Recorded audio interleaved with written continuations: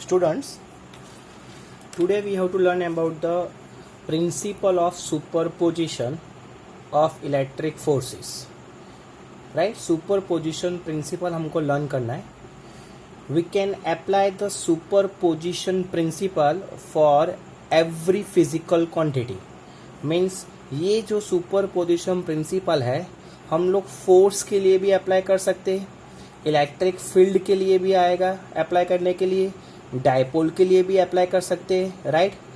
Means यहाँ पे हम लोग सारी जो फिजिकल क्वांटिटी होती है वो सब के लिए सुपरपोजिशन प्रिंसिपल हम लोग अप्लाई कर सकते हैं.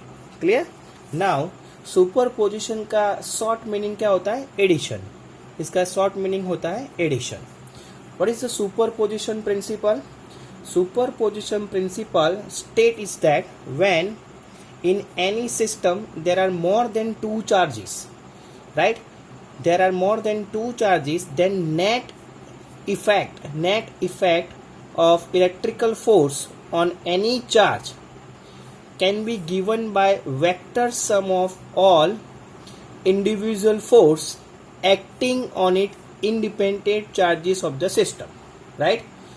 जो भी मीन्स यहाँ पे नंबर ऑफ चार्जेस होगी, इनके बीच में क्या होगा?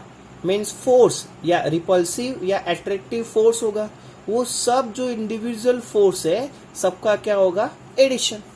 मीन्स अगर let us we can take the example to understand briefly. We can consider one charge particle Q naught. Right? Around the Q naught there is the some other charge particle Q1, Q2 and Q3. Right? Now the position of the first charge particle with respect to Q naught, which is the R1,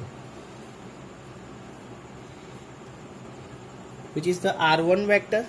Position of the second charge particle with respect to Q naught, which is the R2 vector, and the position of the third charge particle with respect to Q naught, which is the R3 vector.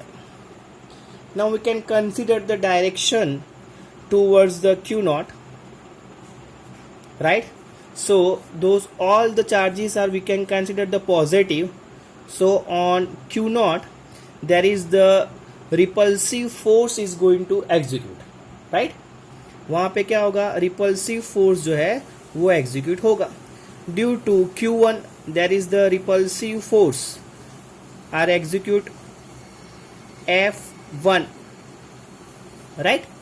Due to Q2 there is also mean the repulsive force execute between the second charge particle and Q not.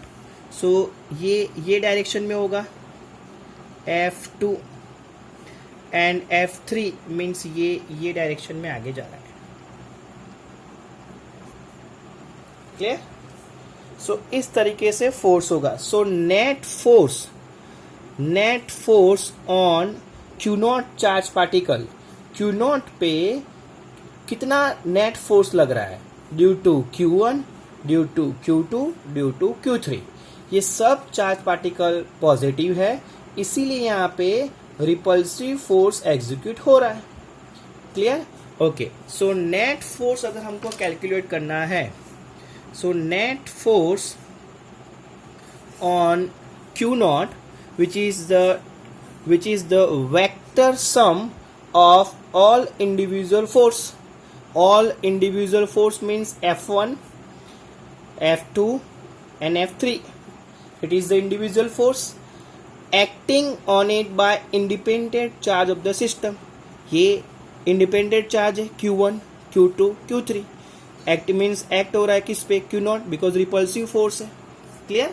Okay. Now the net force is equal to total vector sum of all individual force, means F1 plus F2 plus F3. वैसे आप n number of force के लिए भी consider कर सकते हो. It is the superposition principal. Now you can consider the direction. Means in vector form K Q not Q1 upon क्या है? R1 मीन्स R1 वेक्टर का square into R1 unit vector.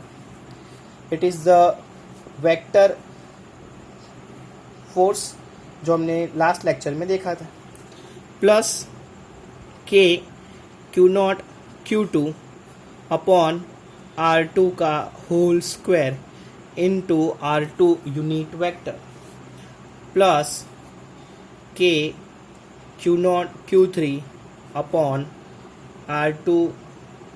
R3 का square into R3 unit vector.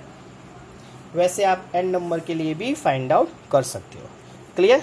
सो इन सब का जो addition होगा वो total क्या होगा? Coulomb force.